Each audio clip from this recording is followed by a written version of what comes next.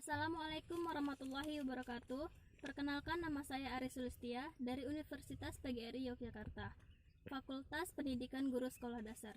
Di sini saya akan menjelaskan tentang kasus Laut Cina Selatan, peran WHO dalam menangani COVID-19, dan BPIP. Kasus Laut Cina Selatan. 3 kapal induk dikirim oleh Amerika Serikat ke wilayah Laut Cina Selatan. Masing-masing kapal induk tersebut membawa jet tempur F-18 dan bila dijumlahkan mencapai ratusan unit. Amerika Serikat sedang menunjukkan kekuatan angkatan laut besar-besaran di sebuah wilayah yang bergolak karena meningkatnya ketegangan antara Amerika Serikat dan Cina. Sejumlah pengamat menilai aksi ini juga merupakan sinyal bahwa Angkatan Laut Amerika Serikat telah bangkit kembali dari wabah virus corona. Sebelum diberitakan ratusan awak kapal dinyatakan positif terjangkit COVID-19, upaya ini juga untuk menunjukkan bahwa Angkatan Laut Amerika Serikat sudah bangkit dari wabah COVID-19. Diduga Angkatan Laut Amerika Serikat khawatir dunia meragukan kemampuannya, sehingga ia mengirimkan kapal induk tersebut.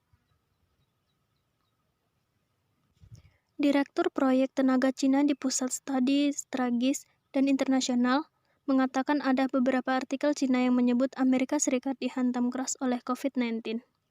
Hal itu menyebabkan kesiapan militer menjadi rendah, sehingga langkah yang dilakukan Amerika Serikat merupakan isyarat agar Cina tidak salah perhitungan. Hubungan Cina dan Vietnam kembali memanas. Pada Minggu 14 Juni 2020, Kementerian Luar Negeri Vietnam menyatakan 2 kapal perang Cina menyerang dan menyita hasil tangkapan serta peralatan kapal nelayan Vietnam di Cina Laut Selatan. Peran WHO dalam menangani pandemi COVID-19.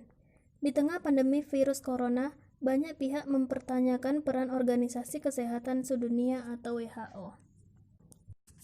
WHO merupakan badan khusus di bawah Perserikatan Bangsa-Bangsa yang fokus pada isu kesehatan.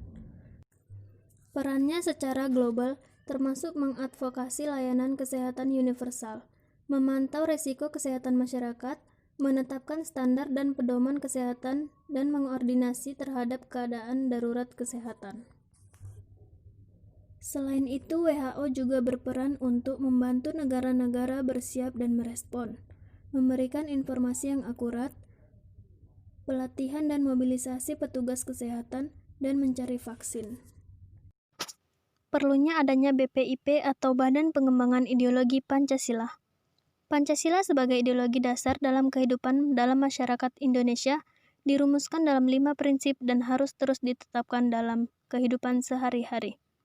Namun, di era modern seperti sekarang, Badan Pembinaan Ideologi Pancasila atau BPIP menyiapkan sejumlah strategi yang sesuai dengan generasi muda.